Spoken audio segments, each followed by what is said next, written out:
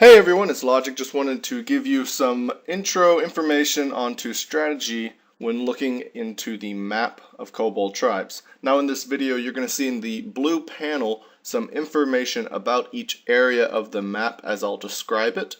And my suggestion is to pause the video when you see that information and then continue on with the video.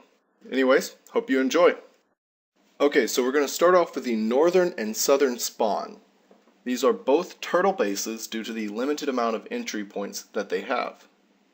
So, when do you want to use the spawn points as base locations?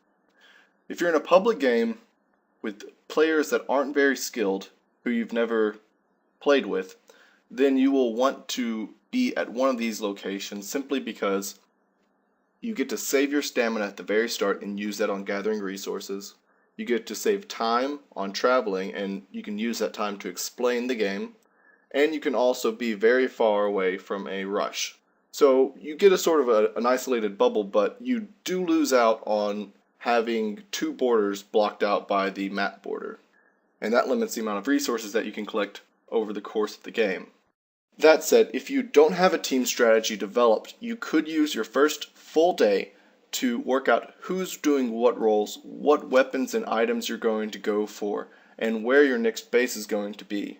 So that way, you can develop a full team strategy and not simply break off into isolated bubbles and get picked off. Next, we're going to talk about the southern and northern plains. Now, the southern plain is slightly larger than the northern plain, and you'll see most players use both of the plains.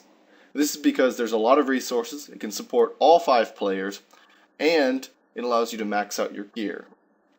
Now, one of the downsides of using the plains throughout the entire game is that you won't be able to easily revive one of your teammates. And typically in pub games, not so much in in-house games though, you'll find that if you don't have someone near the shrine with materials ready, then you will lose teammates, which is a critical component to winning each and every Kobold Tribes game. Another downside to the plains is that you are very vulnerable to rushes at the beginning because most players that rush will typically aim towards the plains because it has so many resources available. Now, the public games where you don't have a strategy developed, plains will always be the best solution because of the resource saturation. My advice is that if you're ever in a game and you're going to use the plains throughout the majority of the game, you should focus on what you're going to do if a rush occurs and how you're going to handle revive strategies before you have one of those instances occur. If you handle that, you should be great. Now, close to the northern and southern plain, you're going to find a mine. This is very useful for someone who is skilled up in mining. So you should definitely give that area to anyone who has leveled up in mining.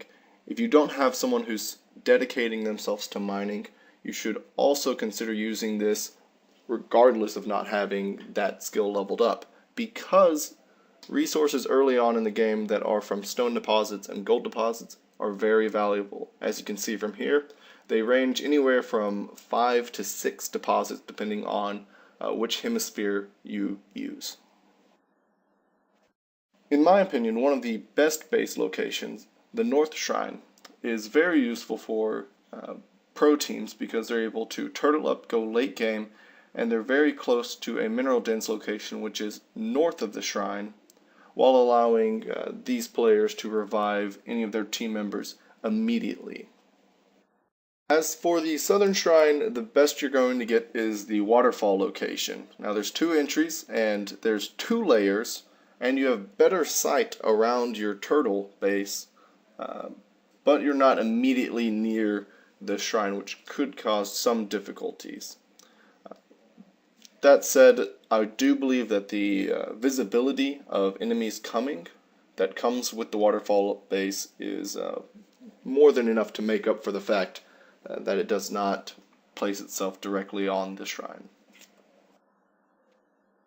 The final turtle base that I'll be talking about is the Eastern Turtle, which is mostly known for the fact that it has 1 entrance.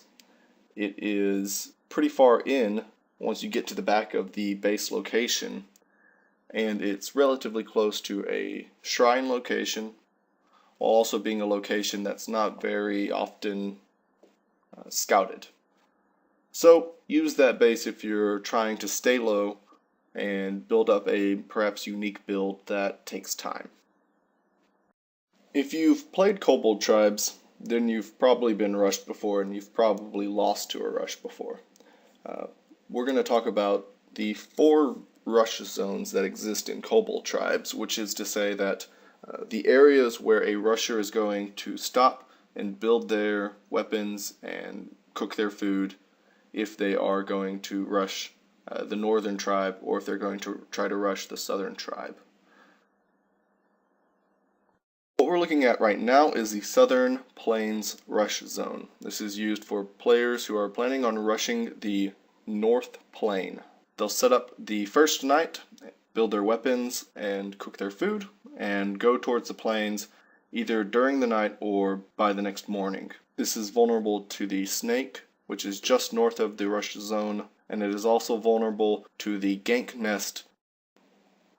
Next is the Southern Hill Rush, which is used by players who assume that the northern tribe is going to move slightly down south. It's great for people hoping to catch travelers on their way to the waterfall turtle base or just near the southern shrine in general. It gives you a little more time to prepare because there are a lot more resources nearby the Hill Rush Zone area, and you're able to catch any of the miners as consolation for not catching a traveler moving south. Of course, by miner I mean one of the individuals choosing to use the mining zone. On to the northern tribe. The North Valley Rush Zone is one of the most used rush zones by the northern tribe, and it is known strictly for the small chokehold that you see on the left. That's where they'll be somewhere right of that zone if they're planning on rushing you from this area. This is a little more vulnerable because it is very close to the southern plains, but of course you can reach this by the first night, and it gives you instant access to any of the team that stayed within the southern plains. The North Bridge Rush Zone is used by a team tribe typically hoping to catch the southern tribe moving up to the northern shrine. It's also great for southern mining zone as well as entering the southern plains after searching for the latter. The final thing that we're going to talk about in depth are the ghost zones. The ghost zones that are most known are shown on the map right now. It's the southern and northern ghost zones, and you'll notice that they're typically in the very middle and the northern or southernmost area of the map.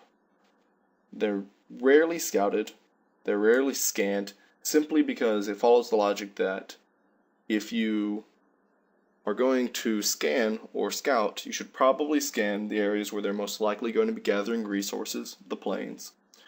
And you should probably scan the area where they could be setting up for a late game revival base, which is the waterfall location mentioned before, as well as the northern shrine. The next thing we're going to talk about is Gank Nest. I won't go in depth, but essentially they are areas where you can look over and see individuals passing through a certain area without them seeing you. You then use that information, perhaps seeing them camping, and you begin planning on taking them out or notifying your teammates to come to you.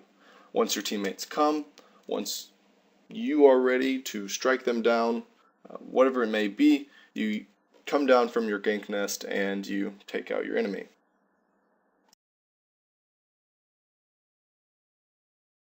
Safe havens are the opposite of gank nests in that they can be used to hide away from players that are trying to find you.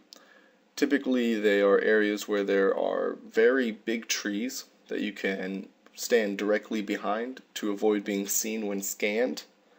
And there are also areas that you can use to interweave your kobold to try to juke away one of your opponents. Now, For this particular safe haven, the reeds, you can find that you can see the kobold being scanned, but it's still useful to attempt if you are choosing between death and hiding. And that is a little Easter egg. If you haven't been there, you actually have to go up a ramp which is close to the southern shrine, or it's just north of the southern shrine. And you'll see a memorabilia text once you enter in. Spike chokes are narrow passages where players lay spikes that can't be seen by their opponents, regardless of clairvoyance. The final major attribute of this map are the areas called snakes. There is the northern snake, which extends all the way to the northern plain from the bridge, or the north bridge. And there's also two southern snakes, which are much shorter than the northern snake. These areas are specifically notable because they are able to eliminate the player from being seen when moving from the beginning of the snake to the end of the snake by players who are on a level below them. As for the southern snakes, they're also areas that are rarely trafficked, so you can guarantee that when you're traveling on the snake, you are safe from being seen, unless there is a bird flying over. Okay everyone, that's all that I have to share with you.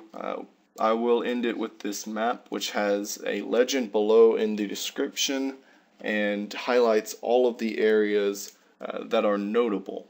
Now, I didn't cover all of these areas within the video because it might have taken too much time, and I believe this video is already long enough. If you have any comments about maybe some special locations on the map that I should have brought up or I should have included as a turtle zone or as a rush zone or as a mineral zone, please leave them in the comments down below because other players will definitely benefit from knowing that. And if you have suggestions on what other videos I should post up later, I would love to hear those suggestions as well. Make sure that you visit koboldtribes.com and join in on the community if you haven't.